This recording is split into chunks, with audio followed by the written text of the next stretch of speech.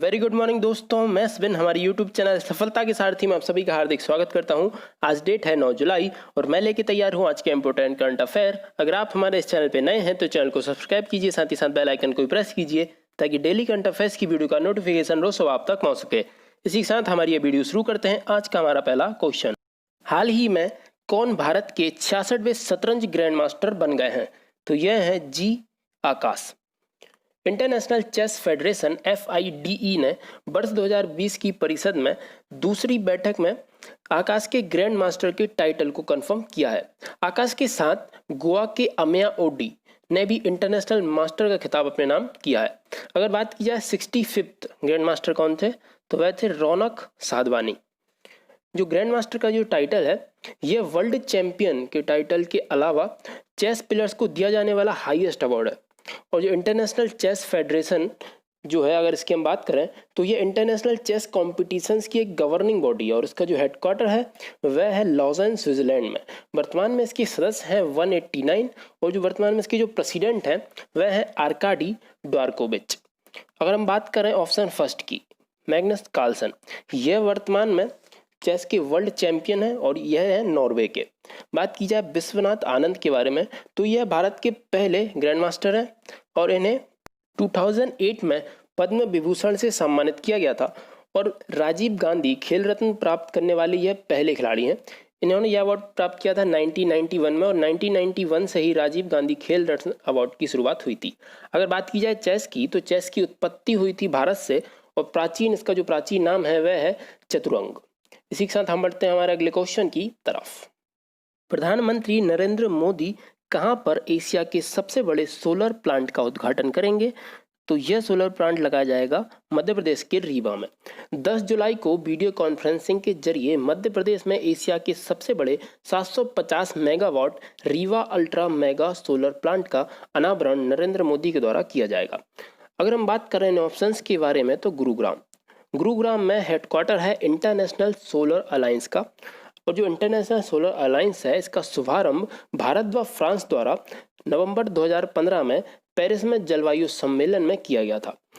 भारत के प्रधानमंत्री द्वारा इसकी पहल की गई थी। अगर बात करें इसके पुराने नाम की, तो इसका जो पुराना नाम था वह था international agency for solar technologies and application और यह सौर ऊर्जा पर आधारित 121 देशों का एक सहयोग संगठन है। तो इसमें वही देश आएंगे जिन देशों पर सूर्य की रोशनी अधिक मात्रा में पड़ती है। तो इनका जो, अगर बात करें इस संगठन के एरिया की, तो इसका एरिया कर्क रेखा से मकर रेखा के मध्य में जो देश आते हैं वह देश इसके ज़्यादातर सदस्य हैं। बात की जाए इसके डायरेक्टर जनरल की, तो वर्तमान में वह है उपेंद्र त्रिपाठी। इस संगठन का न्यूएस्ट मेंबर है पलाऊ। अगर हम बात करें कोची की, तो जो कोची है, कोची का जो एयरपोर्ट है वह दुनिया का एकमात्र एयरपोर्ट बन गया है जो 100% सौर ऊर्जा का इस्तेमाल करेगा। अगर हम बात करें, हाल ही में अडानी ग्रुप ने घोषणा की है कि वे झारखंड के गोंडा डिस्ट्रिक्ट में 500 मेगावाट का सोलर पावर प्रोजेक्ट लगाएंगे और इसकी जो कीमत होगी वह होगी 3000 करोड़ के आसपास। इसी के साथ हम बढ़ते हैं हमारे अगले क्वेश्चन की तरफ। भारत और किस देश के कोस्ट गार्ड ने समुद्री संबंधों को बढ़ावा देने के लिए MOU पर हस्ताक्षर किए हैं? तो यह देश है इंडोनेशिया। भारत तटरक्षक बल, इंडियन कोस्ट गार्ड और इंडोनेशियन तटरक्षक बल बकाल आरआई के बीच समुद्री संबंधों को बढ़ावा देने के लिए समुद्री सुरक्षा व बचाव पर एक MOU पर हस्ताक्षर किए गए हैं। अगर हम बात करें भारत और इंडोनेशिया की, तो यह इन दोनों की स्थिति है, जैसे कि आप मैप पे देख सकते हैं। यह है भारत और यह है इंडोनेशिया। इनके मध्य है इंडियन ओशन, यह हिंद महासागर से जुड़े हुए हैं और इस क्षेत्र में दोनों देशों ने समुद्री कानून परिवर्तन, समुद्री खोज, बचाव कार्य व समुद्री प्रदूषण से निपटने के लिए सहयोग व समन्वय का संकल्प किया है। अगर हम बात करें इंडोनेशिया की, तो इंडोनेशिया को कहा जाता है मसालों का द्वीप और भारत को कहा जाता है मसालों का कटोरा, तो इसको भी आप याद रखिएगा। इंडोनेशिया सदस्य है आसियान कंट्रीज का और हाल ही में association of south east Asianic nation मतलब कि आसियान, इनकी हाल ही में एक बैठक हुई थी जो हुई थी 36वीं बैठक, वह हुई थी वियतनाम में। इसके अलावा सार्क की भी हाल ही में बैठक हुई है, वह हुई थी पाकिस्तान के इस्लामाबाद में और वह थी सार्क की 20वीं बैठक। इसके अलावा जो इंडोनेशिया है अगर आप मैप पे देखें तो इंडोनेशिया में बहुत सारे द्वीप हैं, या कई द्वीपों से मिलकर बना हुआ है। तो बढ़ते समुद्री जल स्तर के कारण इसकी जो राजधानी है वर्तमान में जकार्ता, वह धीरे धीरे समुद्र के अंदर होती जा रही है। इसकी वजह से इंडोनेशिया सरकार ने फैसला किया है कि वह अपनी राजधानी को जकार्ता से ब्रोनिया करने का फैसला उसने किया है। वह अपनी उसकी जो राजधानी है वह उसको जकार्ता से ब्रोनिया करेगा। इसी के साथ अगर हम बात करें भारत और अन्य देशों में की नौसेनाओं के बीच होने वाले युद्ध अभ्यासों के बारे में, तो जो फ्रांस और भारत के बीच युद्ध अभ्यास होता है उसको हम कहते हैं वरुण। इंडोनेशिया के साथ जो युद्ध अभ्यास होता है उसका नाम है समुद्र शक्ति। बात की जाए सिंगापुर की, तो सिंगापुर और भारत के बीच में होता है सिम्बेक्स, और रूस और भारत के बीच में होता है इंद्र। और ये हाल ही में दिसंबर 2019 में हुआ था, जो भारत के पुणे, गोवा व बबीना झांसी में हुआ था। इसके अलावा बात की जाए यूके की, तो यूके के साथ होता है कोंकण। बात की जाए कतर की, तो कतर के साथ होता है जायल अल बहर। और जापान, अमेरिका और भारत तीनों के बीच होता है मालाबार, और जापान और भारत के बीच होता है जिमैक्स। बात की जाए श्रीलंका की, तो श्रीलंका के साथ होती है युद्ध अभ्यास मित्र शक्ति। और ये सारे के सारे युद्ध अभ्यास नौसेना के युद्ध अभ्यास हैं, तो उनको आप अच्छे से याद रखिएगा। इसी के साथ हम बढ़ते हैं हमारे अगले क्वेश्चन की तरफ। श्यामा प्रसाद मुखर्जी के नाम पर किस संस्थान की नई बिल्डिंग का नाम रखा गया है? तो यह संस्थान है Indian agriculture research institute Jharkhand, IARI। IARI के नए प्रशासनिक और शैक्षणिक भवन का नाम भारतीय जनसंघ के संस्थापक स्वर्गीय डॉक्टर श्यामा प्रसाद मुखर्जी की 119वीं जयंती के अवसर पर उनके नाम पर रखा गया। अगर हम बात करें श्यामा प्रसाद मुखर्जी जी के बारे में, तो इन्होंने अपना संपूर्ण जीवन भारत की एकता, अखंडता के लिए समर्पित कर दिया, और इन्होंने एक राष्ट्र एक कानून का आह्वान किया, और कश्मीर में इन्होंने अपने जीवन का बलिदान दिया। एक राष्ट्र एक कानून का आह्वान इन्होंने किया था। अगर हम बात करें हाल ही में कुछ अन्य चीज़ों के भी नाम बदलकर श्यामा प्रसाद मुखर्जी के नाम पर रख दिए गए हैं, जैसे कि 2 अप्रैल 2017 को चेनाली नासिर सुरंग, जो कि जम्मू कश्मीर में है, इसका नाम बदलकर श्यामा प्रसाद मुखर्जी सुरंग कर दिया गया, और इस सुरंग की लंबाई है 9.15 किलोमीटर। और हाल ही में पश्चिम बंगाल के हल्दिया बंदरगाह का नाम भी बदलकर श्यामा प्रसाद मुखर्जी के नाम पे कर दिया गया। अगर हम बात करें अन्य ऑप्शंस के बारे में, तो जो गन्ना अनुसंधान केंद्र है वह है लखनऊ में, गेहूं अनुसंधान केंद्र है करनाल हरियाणा में, चावल अनुसंधान केंद्र है कटक उड़ीसा में। इसी के साथ हमारा अगला question, UK India business council UKIBC ने किसे ग्रुप का चीफ एग्जीक्यूटिव ऑफिसर नियुक्त किया है? तो यह है जयंत कृष्णा। UKIBC की अगर बात की जाए तो United kingdom India business council इसका फुल फॉर्म है, और जो जयंत कृष्णा जी हैं यह जगह लेंगे रिचर्ड हेडल की। इसके पहले जयंत जी PM कौशल भारत मिशन के CEO थे, और जो जयंत कृष्णा हैं यह भारत में स्थित UKIBC ग्रुप के पहले CEO होंगे। और जो UKIBC ग्रुप है यह भारत और ब्रिटेन के बीच बिजनेस व बिजनेस रिलेशंस को बढ़ावा देने के लिए बनाया गया है। अगर हम बात करें अन्य ऑप्शंस के बारे में, विश्वजीत दास गुप्ता, इन्हें हाल ही में ईस्टर्न नवल कमांड विशाखापट्टनम के चीफ ऑफ स्टाफ बनाया गया है। अगर हम बात करें अंशुमन शर्मा के बारे में, तो जो अंशुमन शर्मा है in industrial development bank of India के बैंक बोर्ड के डायरेक्टर के रूप में नियुक्त किया गया है। बात की जाए के वेणुगोपाल के बारे में, तो यह है वर्तमान में भारत के अटॉर्नी जनरल। हाल ही में इनके कार्यकाल को 1 साल के लिए बढ़ा दिया गया है। अगर बात की जाए अटॉर्नी जनरल के बारे में, तो इसका जो आर्टिकल होता है वह होता है 76, और जो हमारे पहले अटॉर्नी जनरल थे भारत के उनका नाम है MC शीतल बाड़। इसी के साथ हम बढ़ते हैं हमारे अगले क्वेश्चन की तरफ। ओला ने ग्राहकों को डिजिटल पेमेंट विकल्प देने के लिए किसके साथ पार्टनरशिप की है? तो इन्होंने पार्टनरशिप की है फोन पे के साथ। मोबिलिटी प्लेटफॉर्म ओला ने राइडर्स को पेमेंट के ऑप्शन देने के लिए फोन पे के साथ साझेदारी की है। इससे अब पूरे देश में लोग ओला के पेमेंट्स के लिए फोन पे का इस्तेमाल कर सकते हैं और डिजिटल पे कर सकते हैं। इसके अलावा ओला ने हाल ही में कोरोना से बचाव के लिए एक अभियान की शुरुआत की है जिसका नाम है राइड सेफ अभियान। अगर हम बात करें फ़ोनपे के बारे में तो वर्तमान में जो इसके सीईओ हैं वह है समीर निगम, इसका हेडक्वार्टर है बेंगलुरु में। बात की जाए ओला के बारे में तो ओला के जो सीईओ हैं वह है भावेश अग्रवाल, इसका हेडक्वार्टर है बेंगलुरु में। फ़ोनपे ने हाल ही में आईसीआईसीआई बैंक के साथ मल्टी यूपीआई मॉडल के लिए समझौता किया है। और जो फेसबुक है, सीबीएसई ने शिक्षक व छात्रों को फ्री ट्रेनिंग के लिए फेसबुक के साथ एक समझौता किया है।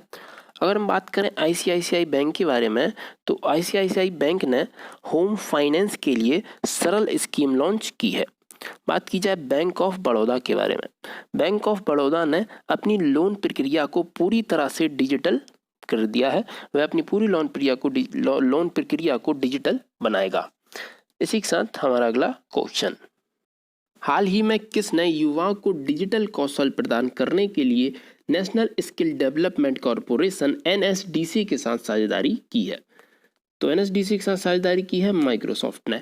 और इस साझेदारी के अंतर्गत माइक्रोसॉफ्ट के लर्निंग संसाधन केंद्र माइक्रोसॉफ्ट लर्न को ई स्किल्ड इंडिया डिजिटल प्लेटफॉर्म के साथ एकीकृत किया जाएगा और शिक्षण संस्थानों तक मुफ्त पहुंच प्रदान की जाएगी।